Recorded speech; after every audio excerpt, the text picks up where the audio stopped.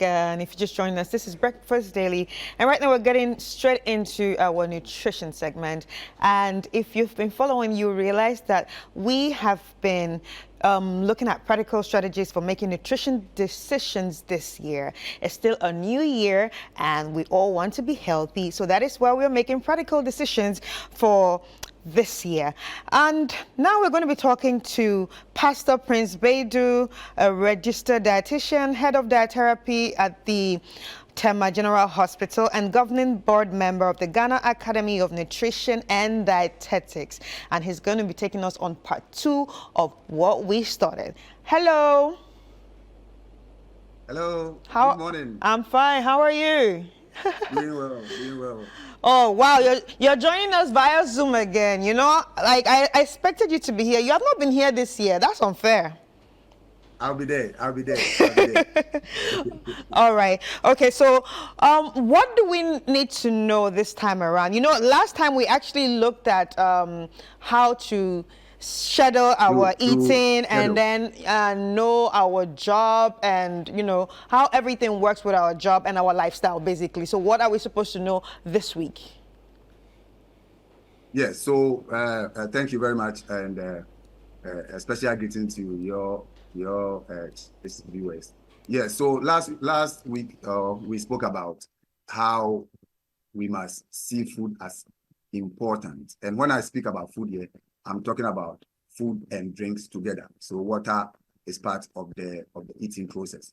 So we said that when we do our planning for our families, for our businesses, for our jobs, we must include eating and drinking as crucial components of our plan for the year. Otherwise, we will plan all that we could. If we eat poorly, it will come back to haunt us. We will be sick when we are supposed to be healthy to execute the other plans. So today, I want us to look at the fundamental reasons why we eat. Very, very important. So yes, we have scheduled our food. We have now put food as an important aspect of our plans for the year. Why do we eat it? Why do we eat food? The reason why answering this question is important is that it enables us to decide what we must eat and how we must eat it. So the question is, why do we eat? There are about 4 fundamental reasons why we eat. There are several other reasons why people eat, but they are secondary. Those ones, they come after we have settled the ones we are going to discuss. So we know that we eat, first and foremost, to grow.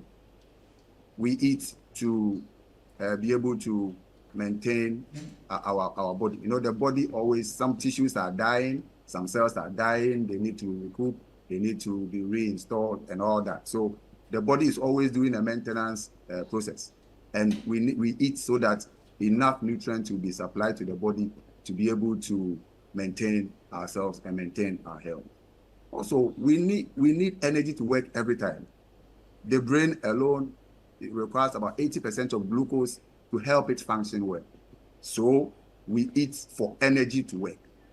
Brain power, muscle power, the energy we require to think and reason, the energy we require to work, physical work, comes from the food that we eat. So we eat for energy so that we'll be able to work and work well.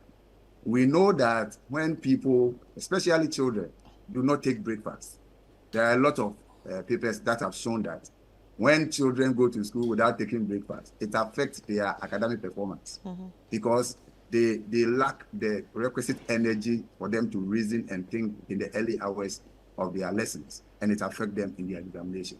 So we eat to have energy to work. And also, when we come to reproduction, we eat to have enough nutrients to be able to help our reproduction.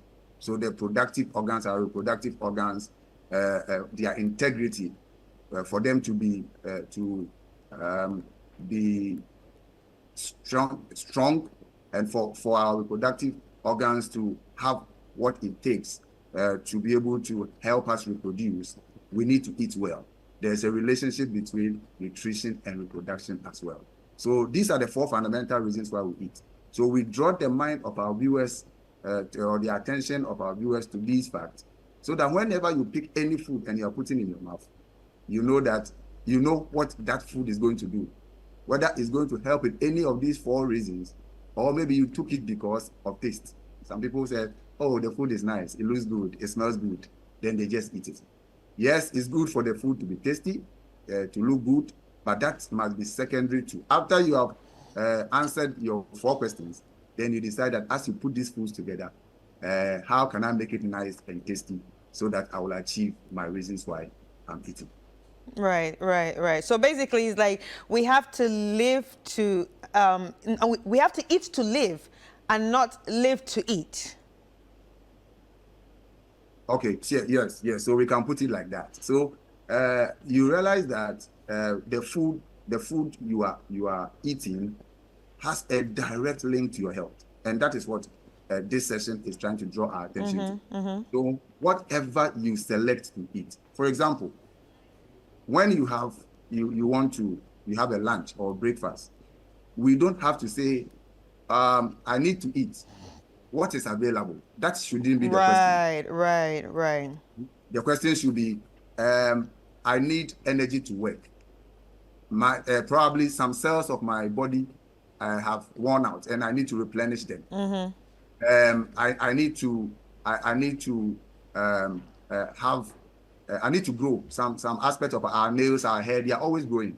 Yes. So I need nutrient to help them grow. That's why I'm eating. Right. So when you spread forth your hand to take porridge or beverage or pastry, you ask yourself, is this going to help or is going to hurt me?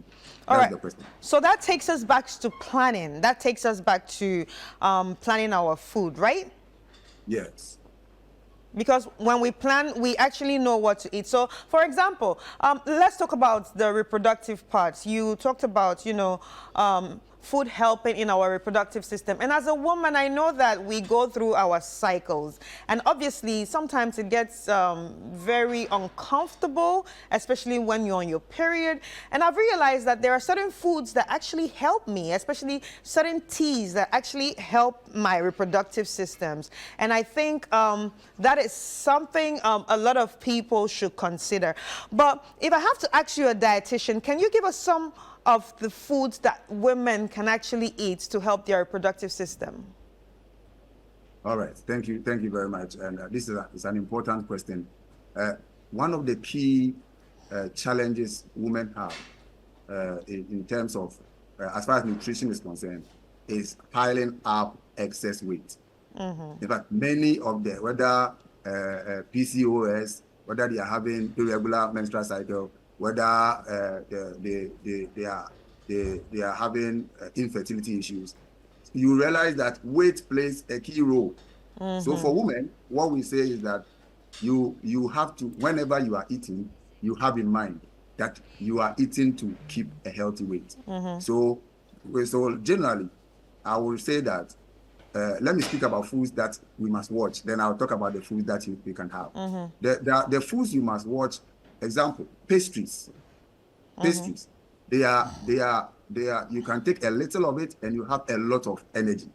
And weight gain happens when you are eating a lot of energy than your body actually requires. Right. So foods like pastries and sugar sweetened beverages.